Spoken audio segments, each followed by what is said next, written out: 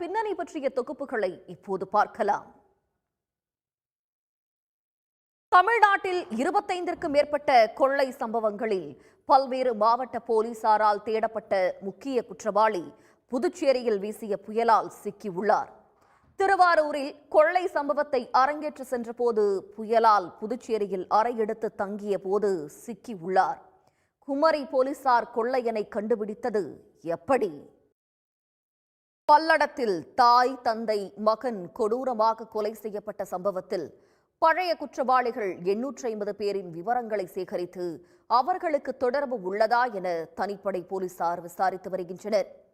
14 தனிப்படைகள் அமைக்கப்பட்டிருக்கும் நிலையில் கொலையாளிகள் குறித்து துப்பு கிடைக்காததால் பல கோணங்களில் விசாரணை தொடர்ந்து நடைபெற்று வருகிறது.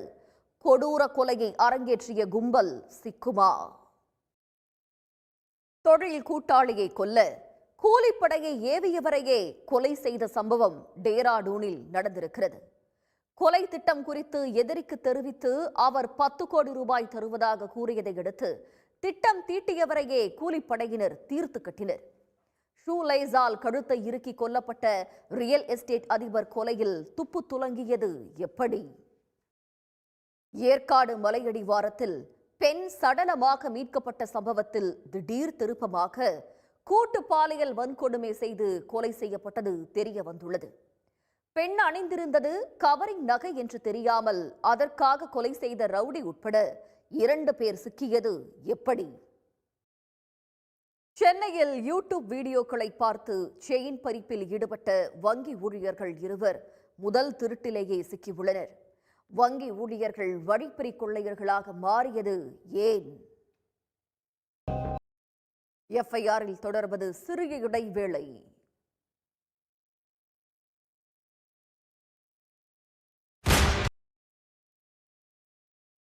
மிளகாய் மூட்டைகளுக்கிடையே மறைத்து சென்னைக்கு கடத்தி வரப்பட்ட 4.25 கோடி ரூபாய் மதிப்பிலான 848 கிலோ கஞ்சா பறிமுதல் செய்யப்பட்டுள்ளது. ஆந்திரா, ஒடிசா எல்லையில் கஞ்சாவை வாங்கி மிளகாய் மூட்டை போல கடத்திய கும்பல் சிக்கியது எப்படி? சென்னையில் போதைப்பொருள் கும்பலுடன் தொடர்பு இருந்ததாக விசாரணைக்கு அழைத்து செல்லப்பட்ட நடிகர் மன்சூர் அலிகானின் மகனை கைது செய்து விசாரித்து வருகின்றனர்.